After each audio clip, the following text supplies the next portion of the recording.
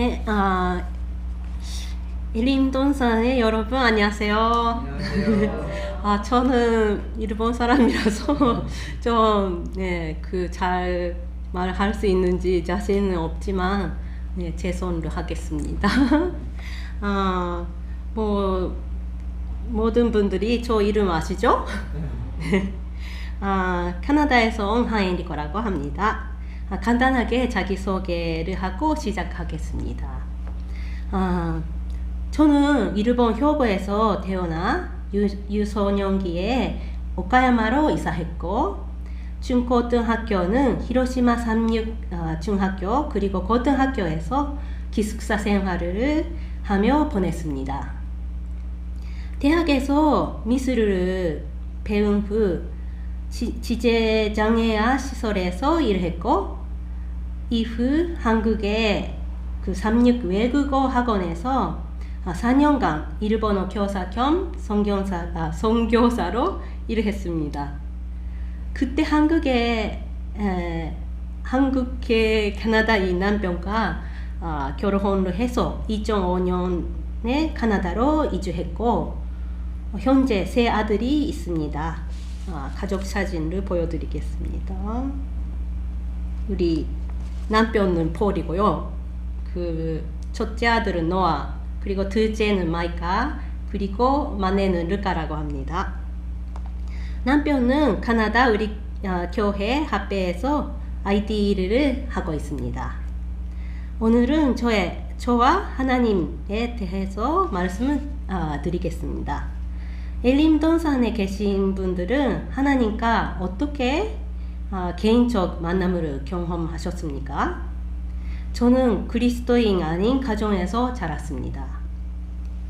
어릴 때부터 저는 아토피 피부염을 앓고 있었고, 온몸에 번데를 감고 피와 고름과 가려움으로 힘든 많은 세월을 보냈습니다. 병원에 동원하는 생활, 약이나 병원에 의지해도 낫지 않은 현실은 정말 고통스럽고요. 내 몸 중심에서 이렇게 중간에서 찢어져서 새 몸이 깨끗한 피부의 몸이 태어났으면 좋겠다, 그런 생각까지 했었습니다. 그리고 30살까지 살고 싶지 않다, 오래 살고 싶지 않다고 어렸을 때부터 수많은 생각을 했습니다.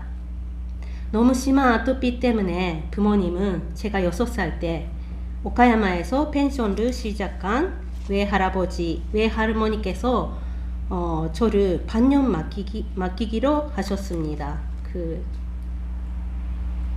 이런 되게 좋은 풍경, 바닷가 바로 앞이었어요. 시골에서 깨끗한 공기 그리고 물, 오사카라고 하는 대도시에서 살고 있었는데요. 그거를 떠난 후 저의 아토피는 정말 좋아졌습니다.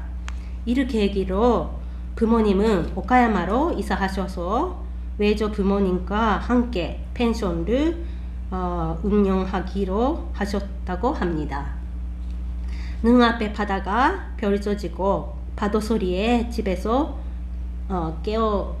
깨어서 정말 좋은 환경이었습니다. 펜션 경험도 잘 되었고, 여름 휴가 하루도 없는 정도의 너무 바쁜 나날을 부모님은 보내고 계셨습니다. 경제적으로도 여유도 있고 음식이 맛있다고 TV에 나오고 너무 유명하게 됐었지만 가족관계는 제약이었습니다. 항상 외할아버지와 우리 아버지가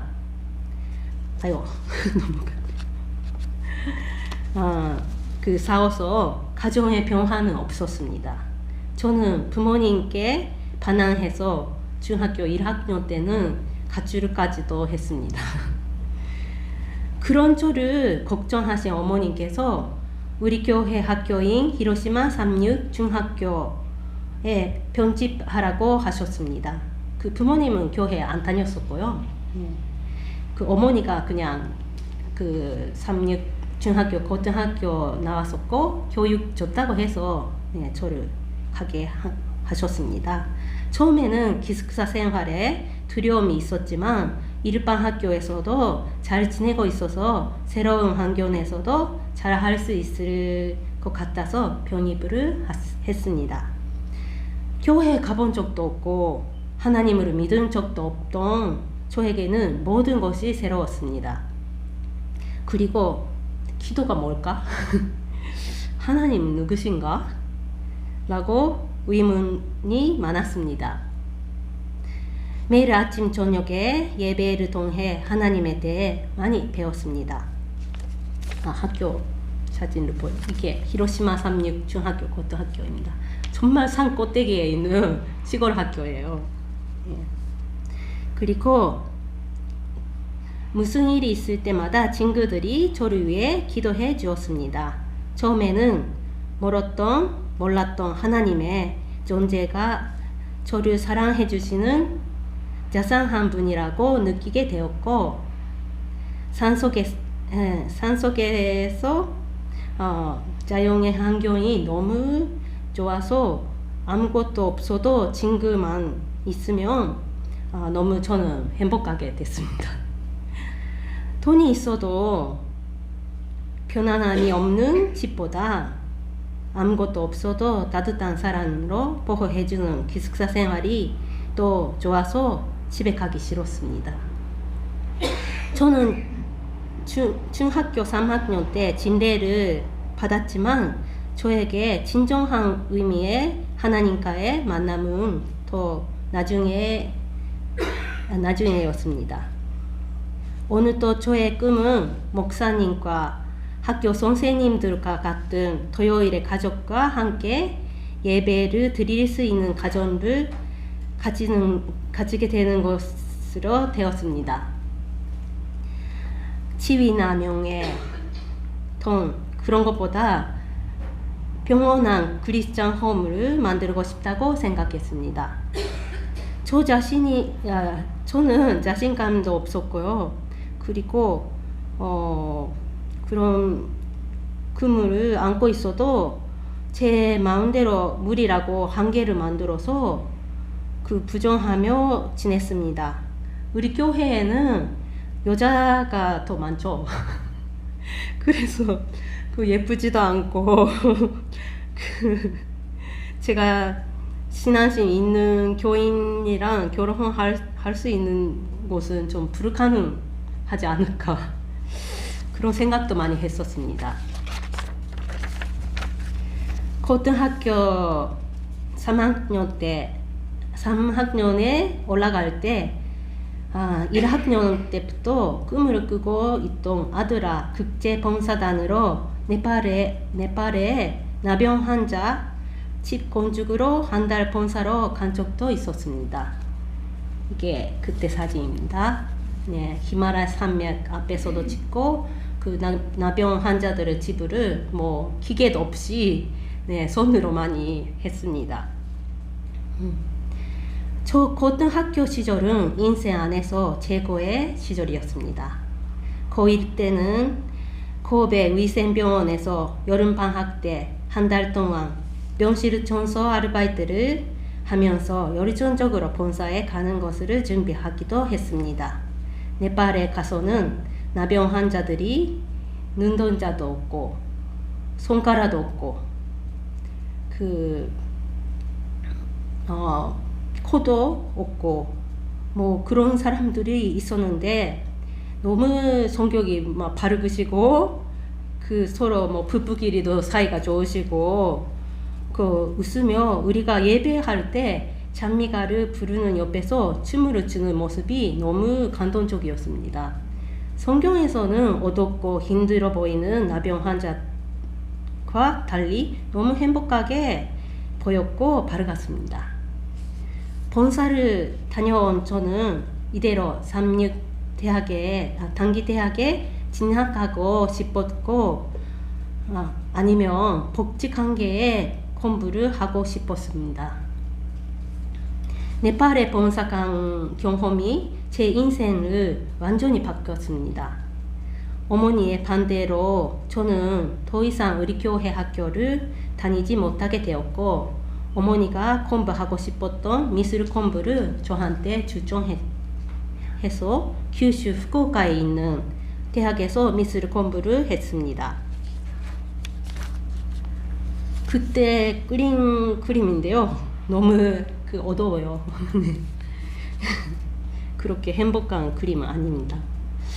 저는 대학에 들어가 미술 공부를 잘 안 하고 장애인 시설에서 봉사하러 다니는 클럽에 들어가서 열심히 봉사를 했습니다. 점점 교회도 안 가게 됐고 교회를 떠나 술을 마시고 엉망진창의 생활을 하면서 몸도 마음도 정말 많이 아프게 됐습니다.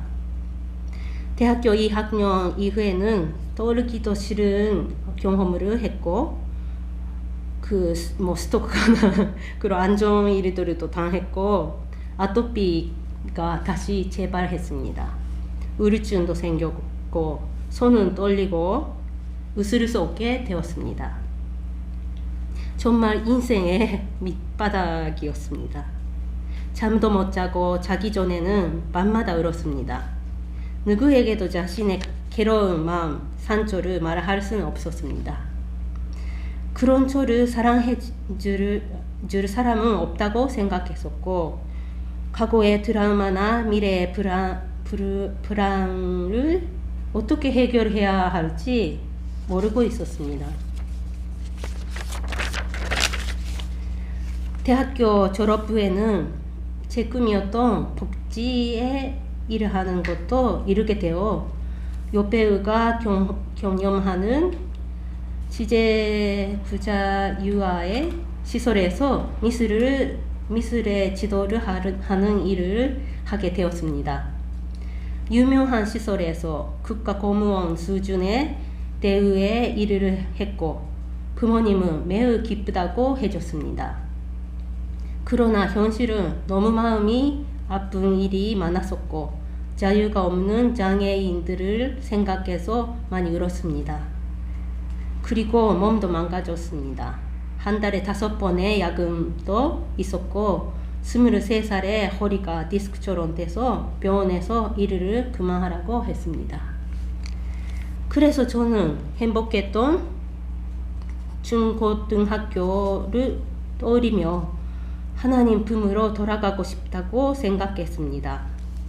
그리고 한국에 가기로 결심했습니다. 하나님 그리고 교회와 관련된 직업을 갖게 되어서 한국에 있는 삼육 외국어 학원에 일본 교사로 겸 선교사로 갔습니다. 몇 년 만에 교회에 갔을 때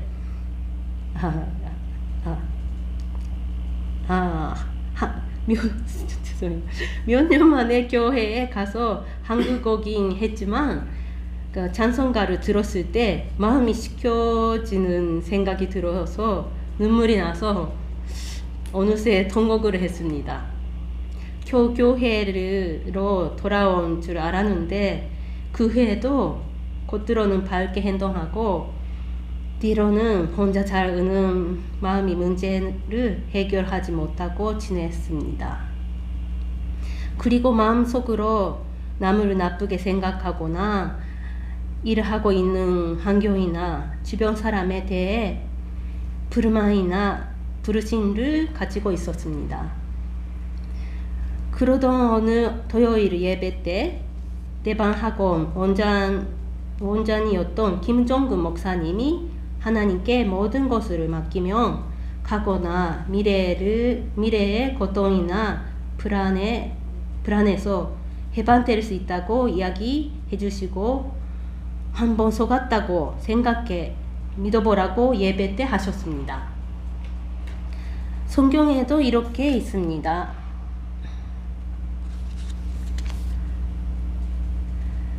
너희 염려를 다 주께 맡겨버리라. 이는 제가 너희를 권고하심이니라. 베드로전서 5장 7절. 그리고 저는 진심으로 정직하게 하나님께 기도를 해봤습니다. 하나님, 저는 성경 말씀을 이해할 수 없습니다. 부디 이해할 수 있도록 가르쳐 주세요. 그리고 그동안 힘들었던 일, 마음의 고통, 슬펐던 일, 미래 걱정, 모든 불안을 제거해 주세요. 저와 함께 있어 주세요. 라고 기도했습니다. 그리고 지금까지 이해하지 못했던 성경 이야기가 살아있는 스토리로서 같은 약간 인간으로서의 교훈으로 마음에 닿기 시작했고, 성경은 깨끗하지 못한 인간의 나약함이 담긴 사람들의 이야기라는 것을 알게 되었습니다. 그리고 잠을 못 잔 것도 거짓말처럼 툭 잘 수 있게 되었습니다. 이때 저는 정말 하나님을 만나는 경험을 했습니다. 따뜻하게 감싸주는 듯한 감각과 당신을 사랑한다는 메시지가 가슴에 와닿습니다. 저는 점차 어둡고 깜깜한 길에서 빛으로 비춰진 밝은 길로 인도되어 주위 사람들에게 감사할 수 있게 되었습니다. 그리고 예수님처럼 부르심을 여길 수 있게 됐습니다. 같은 환경에 같은 환경인데 제 마음은 바뀌면 이렇게 느끼는 게 다르구나라고 생각했습니다. 그리고 저와 마찬가지로 고통받는 사람들한테 하나님과의 만남을 통해 빛의 길을 걸었으면 좋겠다는 생각을 하게 되었습니다. 한 사람이라도 많은 사람이 하나님을 알게 되며 행복했으면 좋겠다고 느꼈습니다. 저는 그 후 더욱 성경을 배우고 싶어서 일본으로 돌아가 치바의 지금 삼육대학교인 삼육단기대학교의 신학과에서 기독교 교양 코스를 2년 배웠습니다. 2002년 봄이었습니다. 하나님은 우리의 기도를 응답하실 때 3가지 방법으로 하십니다. 첫 번째는 알았어, 지금 들어줄게. 두 번째는 기다려, 지금은 때가 아니야. 세 번째는 그것은 너한테 필요하지 않다. 이 1992년에 제 기도의 응답을 10년 후에 2002년에 봄에 하나님께서 들어주셨습니다. 가고 싶었던 치바의 삼육단기 대학에 갈 수 있게 해주셨습니다. 이것을 깨달았을 때 정말 하나님의 섭리를 느꼈습니다. 고통스러웠던 많은 경험을 했지만 저를 다시 부르셨고 다시 하나님께 갈 수 있는 기회를 주셨습니다. 저는 신학과에서 공부할 때 제자인 베드로가 저처럼 느껴서 베드로의 이야기를 깊게 읽고 제 자신과 거듭했습니다. 지난달에 박기남 목사님이 여기서 간증하셨을 때 요한과 베드로 이야기를 했었죠. 그거를 들으면서 다시 베드로에 대해서 많은 생각을 하게 되었습니다. 예수님이 십자가에 달리시기 전에 베드로가 3번 부정하는 장면이 있죠. 모두 잘 아시는 이야기라고 생각합니다. 저는 그 부분을 몇 번 더 읽었습니다. 저와 같은 열정이 있으면서 너무 마음이 약한 베드로는 누가복음 22장 31절부터 34절에서 이렇게 예수님과 대화를 했습니다. 같이 읽겠습니다. 시작. 시몬아 시몬아, 보라, 사탄이 일가르고 너희를 경고하였으나 그러나 내가 너를 위하여 내 믿음이 떨어지지 않기로 기도하니 너는 들린 후에 편지를 하게 한 이르되 주여 내가 주님께도 죽음에도 가기를 준비하노라. 베드로 내가 내 마음이 오늘부터 오기 전에 내가 3번 모른다고 부인하리라. 그리고 베드로는 예수님이 알려주신 대로 3번 예수님을 부정했습니다. 누가복음 21장 62를 함께 읽겠습니다. 시작. 주께서 돌이켜 베드로를 보시니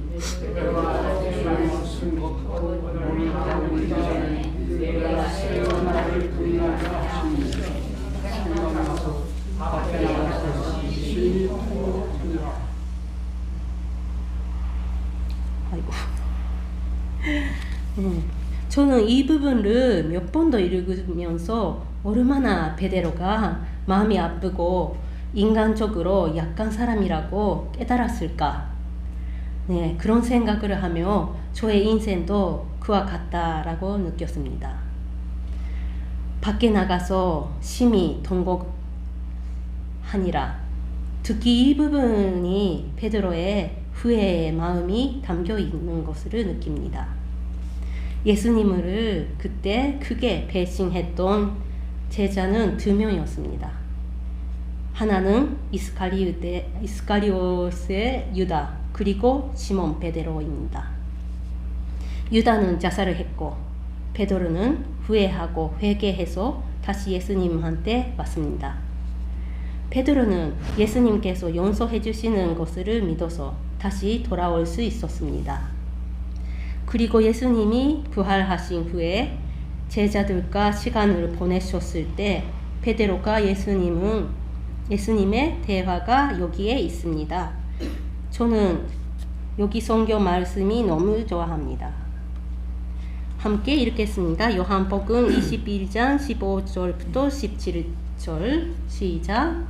제가 족밥 먹은 후에 예수께서 시몬 베드로에게 이르시되 요한의 아들 시몬아 내가 이 사람들보다 너를 더 사랑하느냐 하시니 그때 주여 내가 주를 사랑하는 줄을 주께서 아시나이다. 가라사대 하시고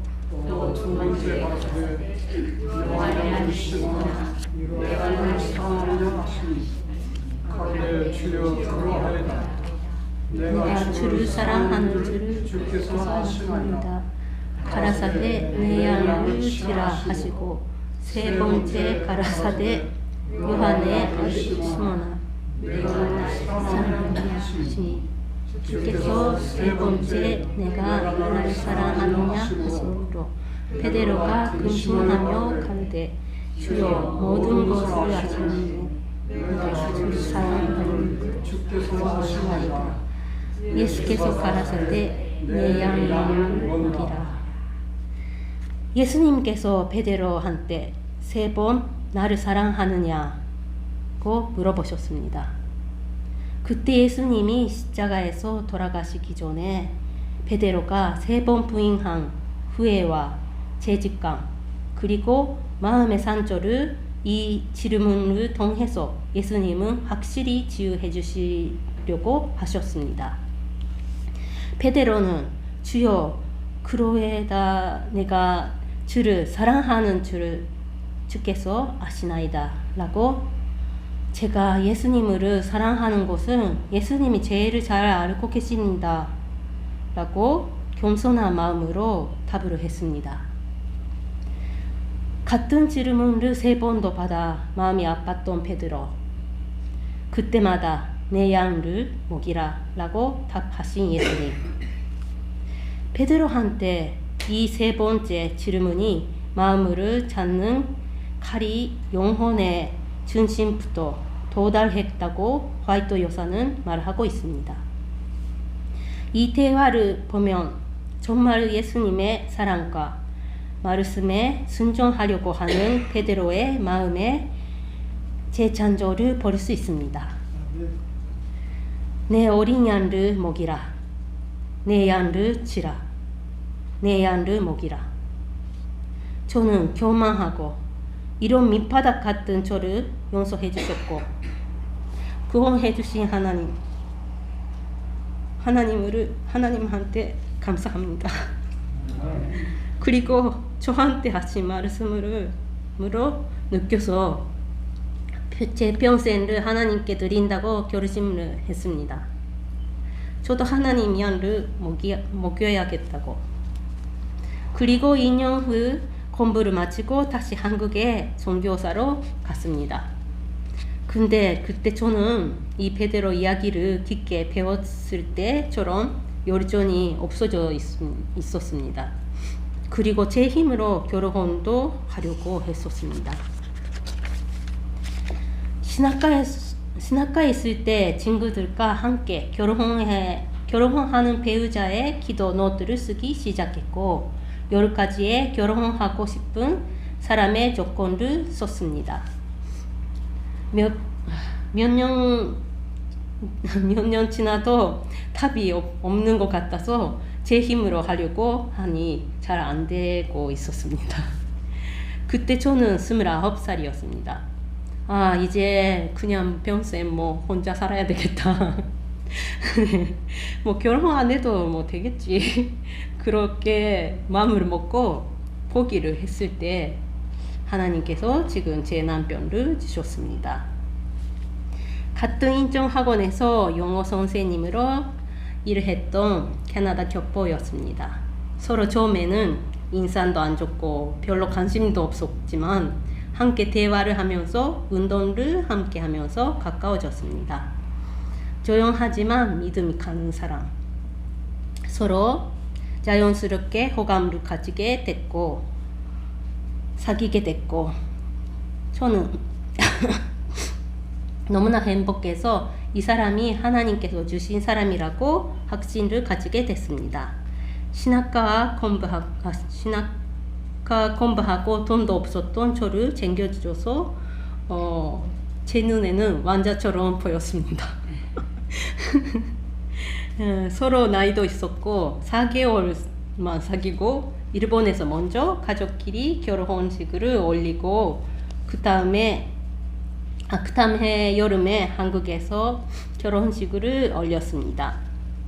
우리 어머니가 제 기도 노트를 보고 하나님께서 10가지 기도를 다 들어주셨네 라고 해주셨습니다. 다 기억에 남지 않지만 3가지는 지금 다 확실히 기억에 남습니다. 첫 번째는 같은 재질 안식일 예수 재림교회 교인, 두 번째는 채식하는 사람, 세 번째는 같이 전도할 수 있는 사람이었습니다. 일본에 있는 우리 부모님이 하신 펜션에서 야외 결혼식을 했습니다. 그때 사진입니다.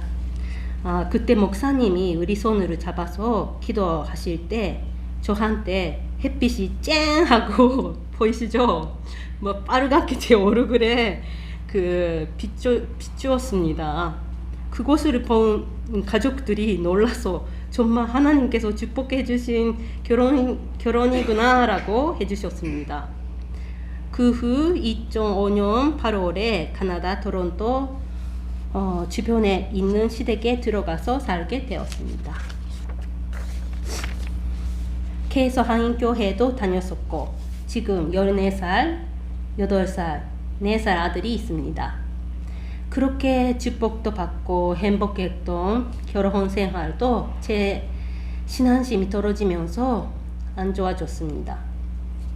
교회 일도 열심히 하고 있었고 남편도 카나다 학교에 취업하게 됐고 밖에서 보면 신앙심 있는 좋은 가정으로 보였을 것 같습니다.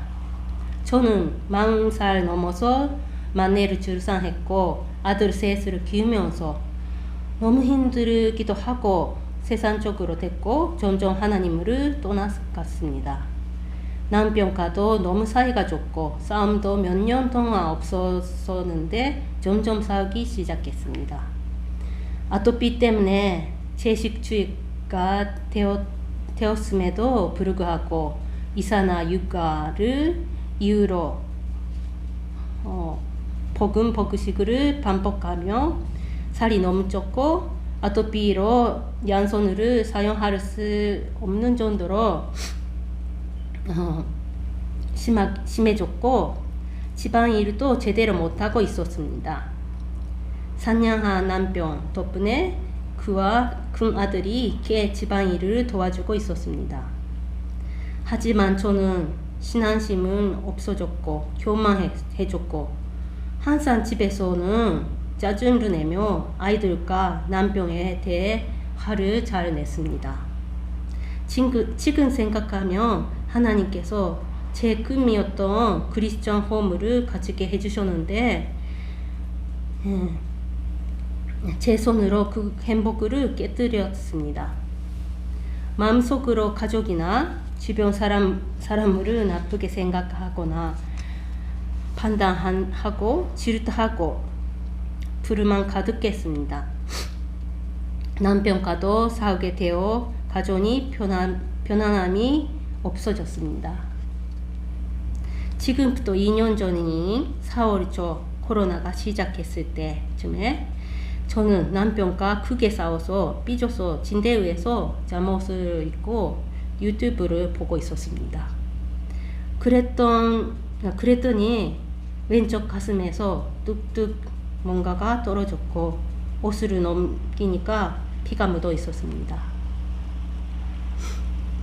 이때 바로 병원에 가지 않고 일주일 정도 그대로 있었습니다. 그 후 아버지의 췌장 소식을 들었고 충격으로 또 출혈이 일어났습니다. 그때 깨달은 것이 몸과 마음은 굉장히 연결되고 있고 정신적인 스트레스가 몸에 미치는 영향은 크다는 것이었습니다. 그 후 바로 검사를 하니 비침윤성 유감이라고 결과가 나왔습니다. 정말 충격적이어서 설마 내가 암 걸릴 줄 몰랐고 정말 놀랐습니다. 그리고 오랜만에 하나님께 기도를 드렸습니다. 수술을 해야 할지 말아야 할지 알려주세요. 아토피를 통해 자연치료로 개선되었던 경험이 있었기 때문에 자연치료가 머릿속으로 지나쳤습니다. 그리고 성경을 열자 어머니가 옛날에 보내주신 엽서 한 장이 나왔습니다. 거기에는 이 성경 말씀이 있었습니다. 에레미야서 31장 4절 함께 읽겠습니다. 시작. 내가 다시 너를 세우리니 내가 새 눈물을 입을 것이요. 저는 다시 저를 예수님이 세우실 거라고 하신 거를 메시지를 가슴에 와닿습니다. 그리고 저는 하나님의 저를 치유하시겠다고 느꼈습니다. 지금은 아직 스테이지 0이기 때문에 수술을 하지 않고 자연치료를 시도해 보려고 생각했습니다. 그리고 그 후 유치바인 온라인 건강 세미나 그리고 토론토에 있는 영양사한테 완전체식 치료식 지도도 받았습니다. 저는 계속 알고 싶었던 뉴스타트 건강법 등을 자세히 배워갔습니다. 반년에 한 번 검사를 반복하고 수술을 생각한 적도 있었지만 그때마다 신기하게 자연치료의 길로 인도해 주셨습니다.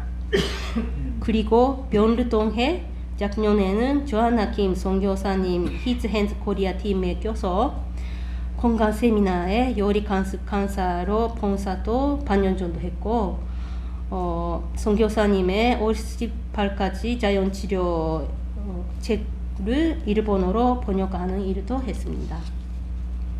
캐나다에서의 일주일 요양 프로그램도 자원봉사로 참여하거나 정말 많은 경험과 배움을 경험했습니다. 하나님께 지금까지의 자신의 오만함과 교만함을 용서해달라고 울으며 기도한 후에는 가슴이 것도 사라졌고 건강하게 지내고 있었습니다. 하지만 작년 말쯤부터 또 하나님보다 봉사보다 세상의 즐거움에 눈이 가게 되었고 암에 대한 불안감도 커져 거의 누워서 기력도 없어졌습니다. 그리고 올해 4월에 생검 및 CT 테스트를 한 후 진행한 유방암으로 되어 있었습니다. 암 전문의와 수술의는 당장이라도 수술을 하지 않으면 종이 되어 큰일이 난다고 말했습니다. 저는 아이들을 생각하며 불안해서 이번에는 꼭 수술을 하려고 일전 조절을 하고 있었습니다. 하지만 또 하나님은 저를 자연치료의 길로 가게 해주셨습니다. 미국 테네시 산 정상에 큰 농장이 있는데 거기에 개인 요양원을 운영하는 분이 있으니 연락해보라고 조한나 선교사님이 저한테 권유를 했습니다. 수술을 하고 나서라도 좋으니 3개월 정도 아무것도 하지 말고 요양하고 오라고 해주셨습니다. 하지만 가능하면 수술을 하지 않고 가면 분명히 좋아질 거야 라고 말씀을 해주셨습니다. 저는 이번만큼은 무조건 수술을 할 줄 알았었고요. 근데 그 전화로 박순옥 집사님한테 문의를 하니까 그 소 권사님 이야기를 해주셨습니다.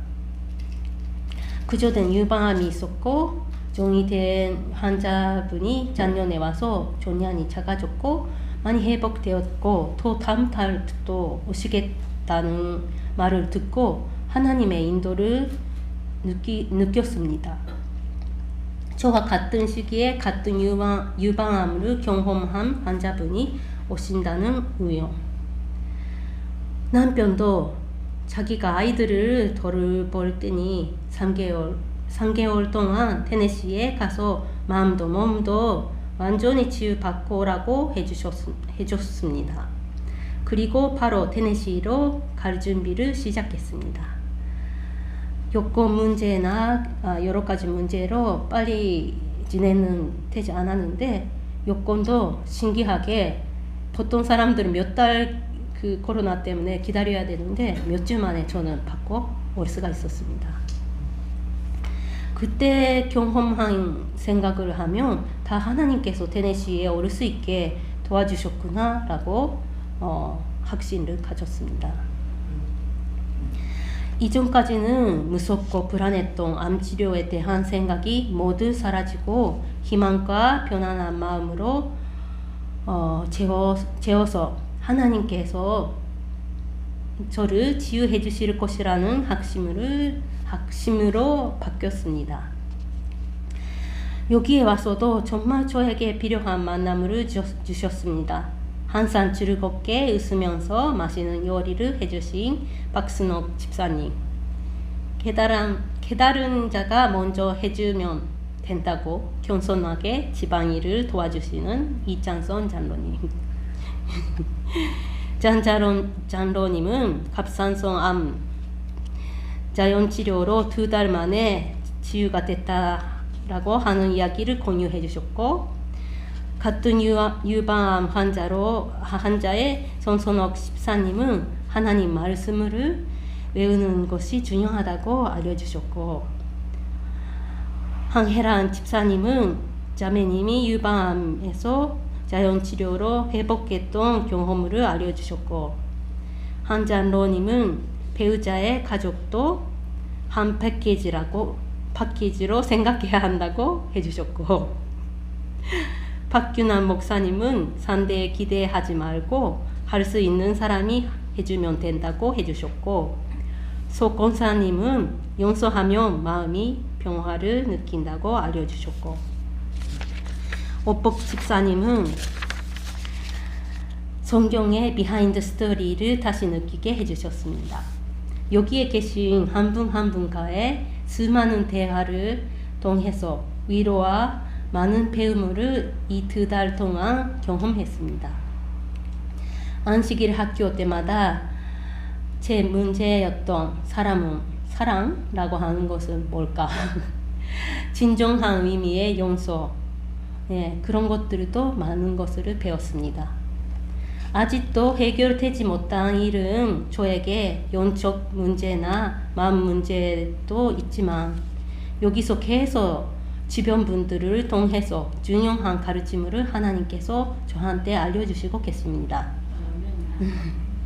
그리고 처음에 너무 아프고 고통 유방암의 부위가 2달 동안에 가슴 통증도 사라졌고 딱딱했던 가슴 종양은 점점 작아졌습니다.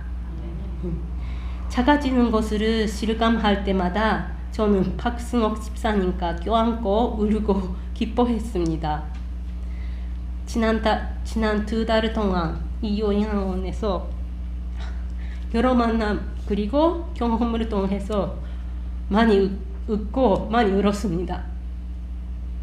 신선한 공기와 자연의 풍요로운 환경, 깨끗한 물, 맨발로 한토길도 걸어다니며 물치료와 완전 채식에 맛있는 식사, 하브티 등 하나님께서 주시는 자연의 저렴한 치료법으로 치유되고 있어 정말 감사한 마음이 가득합니다.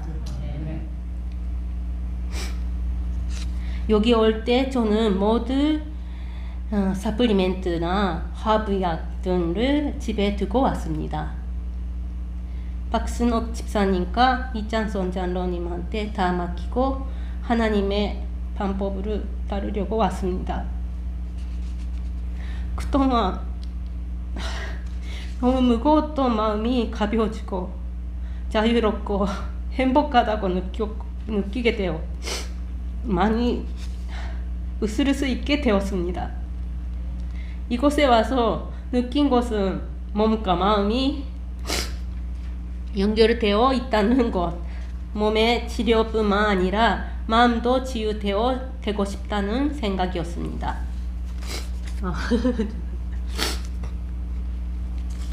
한국에 있는 새로남 신도 요양원 김영근 원장님 온라인 세미나도 얼마 전에 참석하며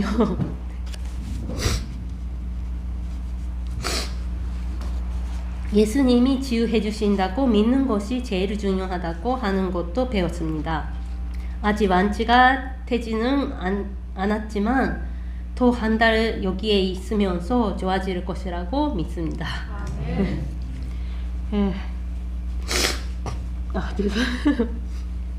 6월 말에 코로나에 걸렸다가 열을 안 났지만 너무 힘들어서 많이 울었습니다. 가족도 너무 보고 싶고 그리워졌습니다. 며칠 전에 드디어 코로나가 은선로 되고 회복했을 때 순옥 집사님과 춤을 추고 기뻐했습니다. 그때 제가 처음에 암을 발견했을 때 하나님께서 주신 에레미야서 31장 4절 생각이 나서 요양원에 계시는 분들과 함께 다시 성경 말씀을 봤습니다. 에레미야서 31장 3절은 유치파인 세미나 때 받은 말씀이었지만 연결해서 같이 보겠습니다. 함께 읽겠습니다. 시작.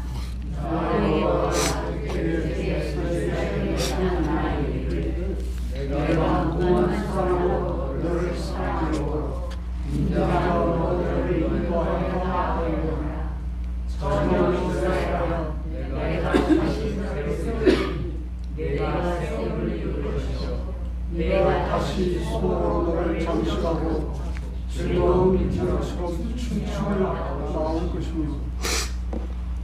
하나님께서 저를 다시 세우시고 즐겁게 오늘처럼 춤을 출 수 있게 해주시는구나 라고 느꼈습니다. 그리고 이찬선 장로님이 에레미야서 31장 14절 말씀을 이어서 읽어주셨습니다.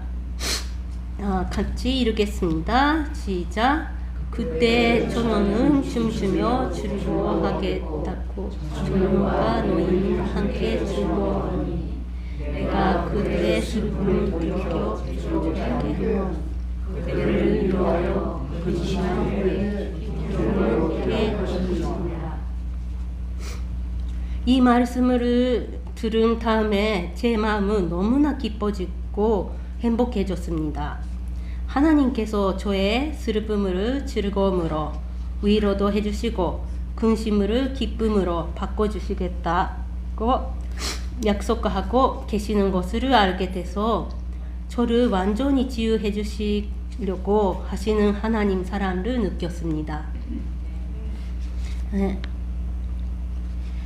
하나님의 복음을 전하는 시야 핵살공 메시지를 소개하겠습니다.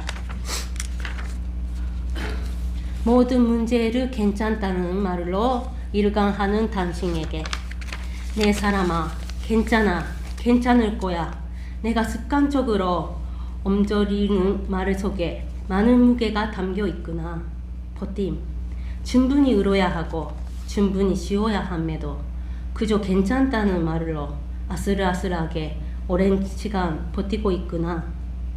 아직 버틸만 하다는 생각에 너도 모르게 병 들어가는 자신을 외면해선 안 돼.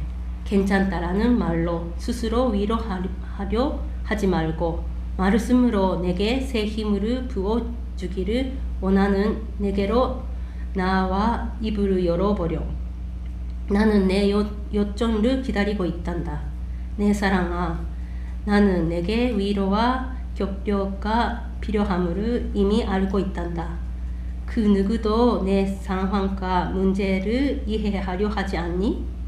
그 누구도 내 아픔을 공감하려 하지 않니?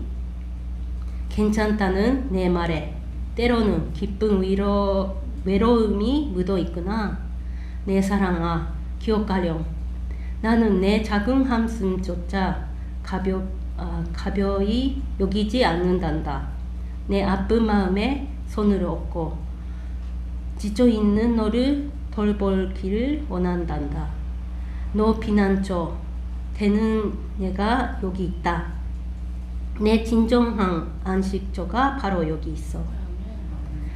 도저히 버틸 수 없는 그 상황과 문제를 혼자 외롭게 감당하지 말고 가슴이 미어져 눈물이 떠져 나오는 그 감정까지 모두 내게 가져오렴.